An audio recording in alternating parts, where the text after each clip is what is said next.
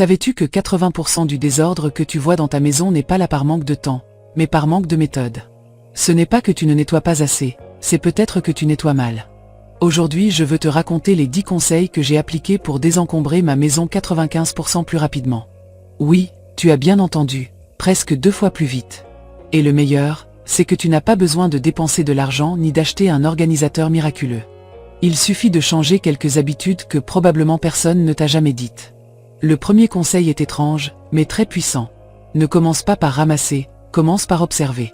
Avant de toucher quoi que ce soit, reste 5 minutes à regarder l'espace que tu vas ranger. Pas comme une maîtresse de maison, mais comme une visiteuse. Imagine que tu entres pour la première fois dans ton propre salon ou ta propre cuisine. Qu'est-ce qui attire ton attention en premier? Quel coin te transmet du calme et lequel te crée un bruit visuel? Cette distance mentale est la clé, parce qu'elle te sort du mode automatique dans lequel nous nettoyons sans penser, en déplaçant les choses d'un endroit à un autre sans résoudre le fond du problème. En observant avec intention, tu commences à remarquer des schémas que tu ignores habituellement. Les objets qui sont toujours hors de place, les décorations que tu n'aimes même plus, les surfaces qui accumulent des choses, pour l'instant, mais ne se vident jamais. C'est un exercice de conscience. Il ne s'agit pas de nettoyer, mais de comprendre pourquoi cet espace se désorganise encore et encore. Quand tu regardes en silence, sans agir, ton esprit s'éclaircit. Tu commences à visualiser comment cet endroit devrait paraître s'il reflétait vraiment la paix. Ce contraste entre le « maintenant » et le « devrait être » est ce qui allume ta motivation. C'est pourquoi ce petit « rituel » te fait gagner du temps. Car au lieu de te lancer dans le rangement sans but, tu sais déjà exactement ce que tu vas déplacer, ce que tu vas éliminer et ce que tu vas garder. Tu agis avec un but, pas avec impulsion. Le deuxième conseil est encore plus étrange. Change l'odeur de l'endroit avant de commencer. Cela semble absurde, mais notre cerveau associe l'odeur à l'énergie du lieu. Quand tu entres dans une pièce qui sent le renfermé ou l'humidité, ton corps se tend automatiquement, ta respiration devient plus lourde et ton esprit se sent fatigué avant même de commencer. Mais si tu changes cette odeur, si tu ouvres les fenêtres, laisses entrer l'air frais ou vaporises un arôme citronné ou floral, ton cerveau interprète qu'un nouveau commencement arrive. C'est comme redémarrer l'énergie de l'espace. Les arômes ont un pouvoir énorme. Une simple touche d'eucalyptus, de lavande ou de citron peut te faire sentir que l'ambiance est propre, même avant d'avoir levé un seul objet. Et cela change complètement ton attitude. Au lieu de sentir que tu dois lutter contre le désordre, tu sens que tu renouvelles l'endroit. Allumer une bougie légère ou utiliser un diffuseur fonctionne aussi comme un petit rituel de départ. C'est un signal pour ton esprit. Maintenant commence la transformation. D'ailleurs, beaucoup de personnes qui rangent vite ne se rendent pas compte qu'elles ne déplacent pas seulement des choses, elles changent l'atmosphère. Et quand l'endroit sent bon, tu bouges plus agilement, avec plus de motivation, plus de joie. Si tu essaies, tu vas remarquer comment ton corps réagit différemment. Tes mouvements deviennent fluides, ton humeur s'élève et ta tête se remplit de clarté. C'est une façon simple mais puissante d'accorder ta maison et ton esprit sur la même fréquence. Au fait, si tu aimes ce genre de conseils pratiques pour des femmes au foyer réel, abonne-toi maintenant à la chaîne, mets un j'aime à cette vidéo et dis-moi dans les commentaires si toi aussi tu ressens ce changement quand l'ambiance sent différent. Le troisième conseil peut sembler sorti d'un film. Utilise un chronomètre, mais pas pour te presser, pour jouer. Mets 5 ou 10 minutes et défie ta famille ou toi-même pour voir combien tu peux désencombrer avant qu'il ne sonne. Cette pression positive transforme une tâche ennuyeuse en quelque chose de dynamique. C'est incroyable comment le rythme change quand il y a une limite de temps. Ce truc fonctionne parce qu'il active quelque chose de très simple dans ton cerveau, le sens du défi. Tu cesses de voir le ménage comme une charge et tu le transformes en jeu. Tu n'es plus en train de faire le ménage, tu es en compétition avec toi-même. Et à cet instant, ton corps se remplit d'énergie, tes mouvements deviennent plus rapides et tu cesses de te distraire avec des détails. C'est comme si chaque minute comptait, et soudain, ce qui te prenait une demi-heure, tu le fais en 10 minutes. De plus, le chronomètre te donne une fermeture psychologique. Souvent, la raison pour laquelle on ne commence pas à ranger, c'est parce qu'on sent que cela prendra tout l'après-midi. Mais si tu sais que ce ne seront que 10 minutes, ton esprit se détend et agit. Et le plus curieux, c'est que, quand le temps se termine, tu continues souvent un peu plus, parce que tu es déjà dans le rythme. Tu peux le faire seul ou en faire une activité familiale. Par exemple, un défi de 5 minutes chaque jour. Tout le monde ramasse ce qu'il peut avant que l'alarme ne sonne. À la fin, vous verrez que le changement est énorme et sans effort. C'est une manière simple, amusante et efficace de donner du rythme à l'ordre et de le transformer en partie naturelle de ta routine. Le quatrième conseil est de diviser ta maison en zones émotionnelles, pas physiques. Par exemple, la zone de repos, la zone de mouvement, la zone de création. Cela peut sembler spirituel ou symbolique, mais en réalité c'est très pratique. Chaque coin de ta maison a une énergie différente, et quand tu mélanges les fonctions travailler au lit, manger sur le canapé, accumuler des papiers sur la table à manger, ton esprit se confond. Il ne sait pas quand se reposer, quand se concentrer ou quand lâcher prise. Et ce désordre mental finit par se refléter dans le désordre physique. Si tu commences à voir ta maison à travers les émotions que chaque espace transmet, ranger devient plus facile et plus logique. Par exemple, la zone de repos doit inspirer le calme, des couleurs douces, pas de tas de vêtements ni d'écran qui stimulent. En revanche, la zone de mouvement comme la cuisine ou l'entrée a besoin de fluidité et de légèreté. Là, il ne doit pas y avoir d'obstacles ni de choses inutiles qui bloquent le passage. Et la zone de création, ton bureau, ta table de couture ou ton coin bricolage doit avoir de l'air, de l'espace libre, des objets qui te motivent, pas qui te distraient. En organisant par émotion, tu cesses de te demander « où je mets ça ?» et tu commences à te demander « qu'est-ce que je veux ressentir ici ?» Cette question change tout. Parce que le problème n'est pas d'avoir beaucoup de choses, mais de les avoir dans des endroits où elles ne s'accordent pas avec l'énergie dont tu as besoin. Une bougie peut t'apaiser dans la chambre, mais te distraire dans la cuisine. Un carnet peut t'inspirer sur ton bureau, mais t'étouffer s'il est sur la table à manger. Les maisons désordonnées ne sont pas chaotiques à cause des objets, mais à cause des émotions mélangées. Nous gardons ce qui représente la fatigue à côté de ce qui symbolise la productivité, ce qui nous détend à côté de ce qui nous exige. Et cela crée une sensation invisible d'épuisement.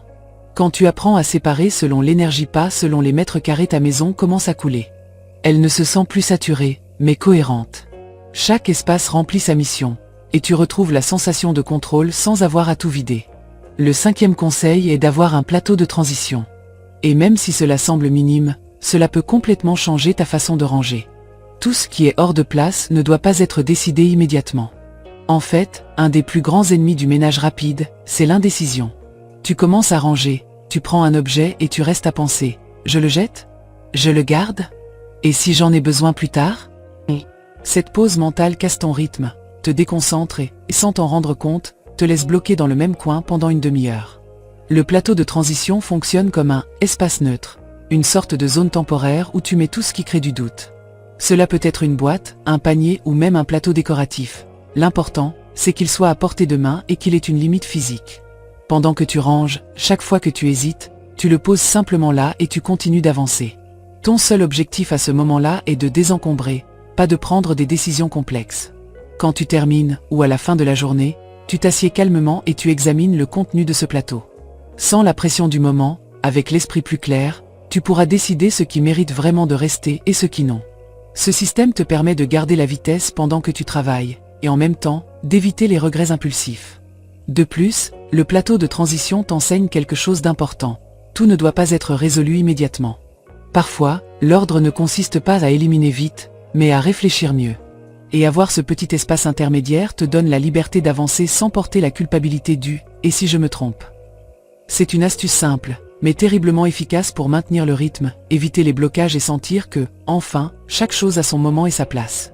Le 6e conseil est de ne garder que ce qui est joli ensemble. Oui, même si c'est utile. Et ici beaucoup de gens sont surpris, car pendant des années on nous a appris que l'important, c'est que les choses servent, pas qu'elles soient jolies. Mais la vérité, c'est que l'ordre n'est pas seulement fonctionnel, il est aussi visuel. Notre cerveau travaille plus vite et se sent plus tranquille dans des environnements où tout garde une certaine harmonie. Pense à ceci, quand tu ouvres une étagère ou un tiroir et que tu vois des objets de couleurs, de tailles et de formes complètement différentes mélangées, ton esprit se sature. Même si tu ne le remarques pas, chaque fois que tu regardes cet espace, ton cerveau dépense de l'énergie à essayer de traiter tout ce bruit visuel. En revanche, quand les objets s'accordent, sont alignés ou groupés par texture ou couleur, la sensation est immédiate, ordre, calme, contrôle. Garder seulement ce qui est joli ensemble ne signifie pas transformer ta maison en magazine, mais comprendre que l'esthétique est aussi un outil pratique. Si quelque chose brise l'harmonie, cherche une autre façon de l'organiser, une boîte fermée, un contenant opaque ou un emplacement différent. De cette manière, tu gardes le fonctionnel, mais sans sacrifier la sérénité visuelle.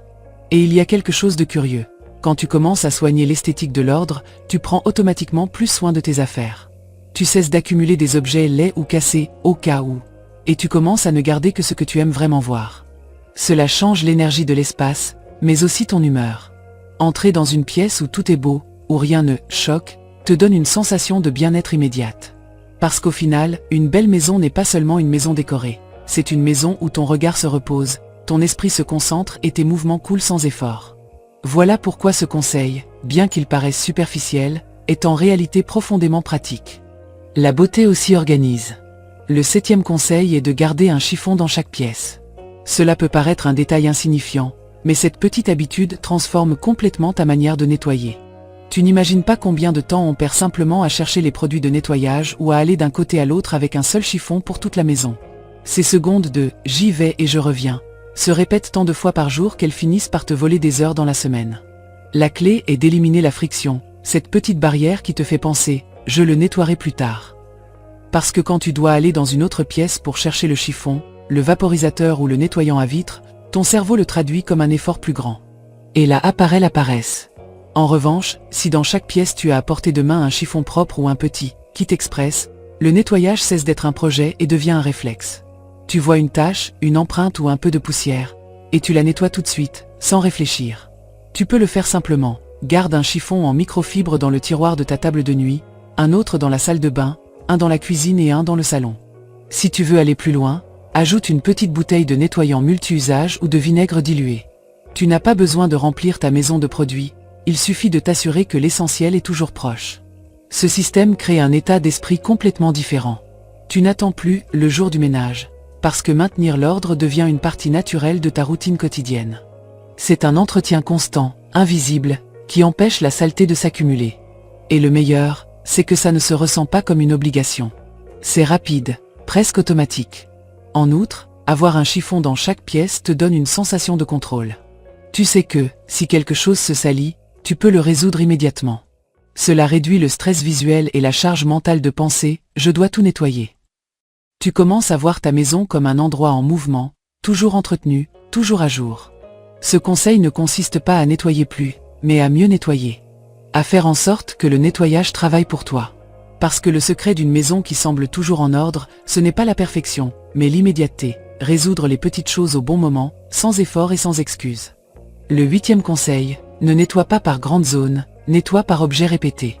Ce conseil peut sembler contre-intuitif, parce qu'on nous a toujours appris à nettoyer la cuisine, ranger la chambre ou vider le placard. Mais cette approche est épuisante. Tu fais face à un espace entier plein de décisions différentes, vêtements, papier, décorations, choses sans lien entre elles. Ton esprit se disperse et tu finis avec 1000 tâches à moitié faites.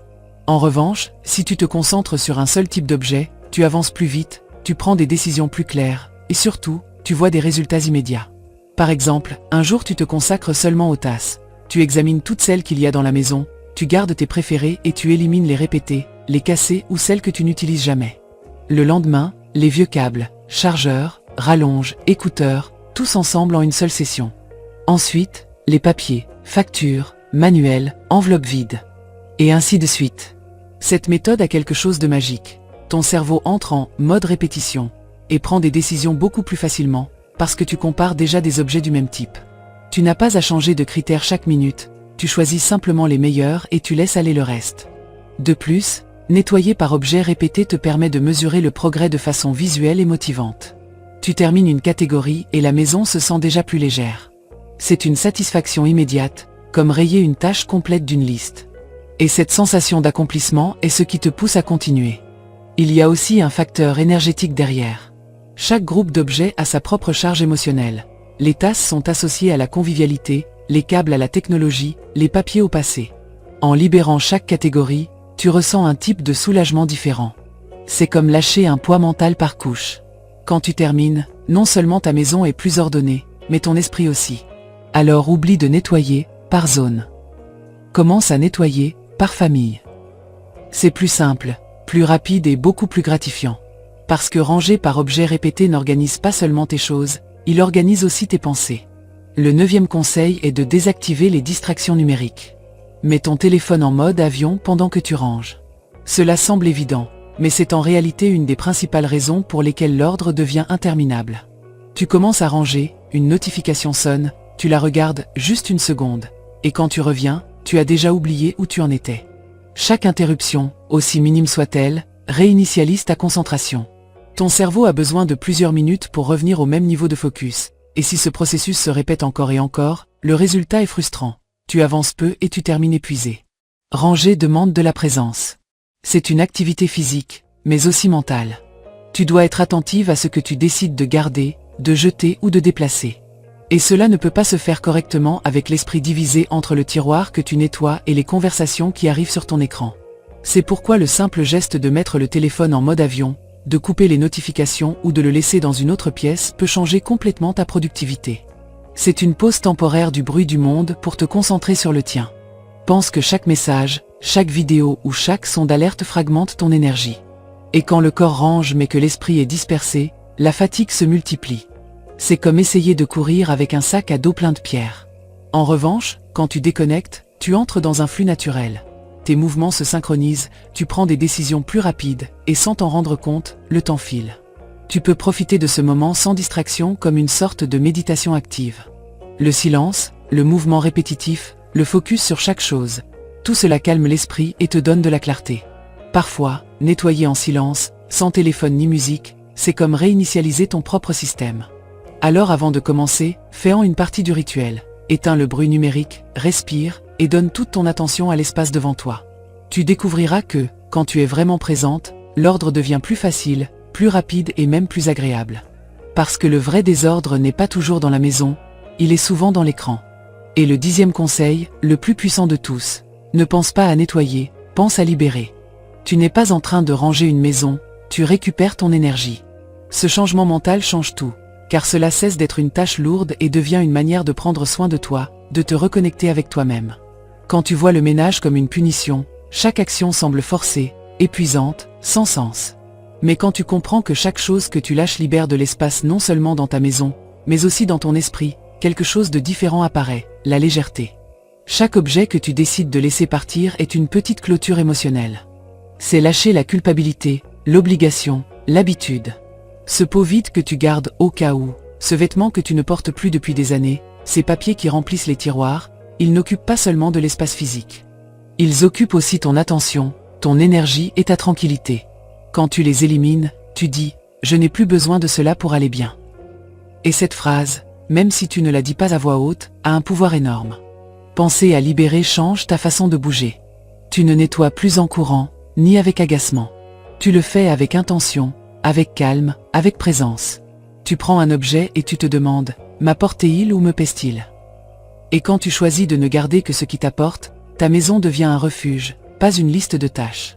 De plus, quand tu nettoies avec ce regard, tu n'as pas besoin d'atteindre la perfection. Il ne s'agit pas d'avoir tout impeccable, mais que chaque coin respire avec toi. Tu commences à remarquer comment l'ambiance change. L'air devient plus léger, la lumière entre différemment, le silence sonne plus agréable. Ce n'est pas de la magie, c'est de l'énergie libérée. Et voici la plus belle partie. Quand tu nettoies avec cette conscience, tu te nettoies aussi à l'intérieur. L'ordre extérieur devient une extension de l'intérieur. Tu te rends compte que ce qui ne sert plus dehors, tu n'en as pas besoin dedans non plus. Tu cesses d'accumuler des soucis, des culpabilités ou des routines qui ne te font plus de bien. C'est un nettoyage émotionnel déguisé en nettoyage domestique. Voilà pourquoi ce conseil est le plus puissant. Parce qu'il va au-delà de l'ordre. Il ne s'agit pas d'avoir une maison parfaite, mais une maison qui te rend la paix, qui te recharge.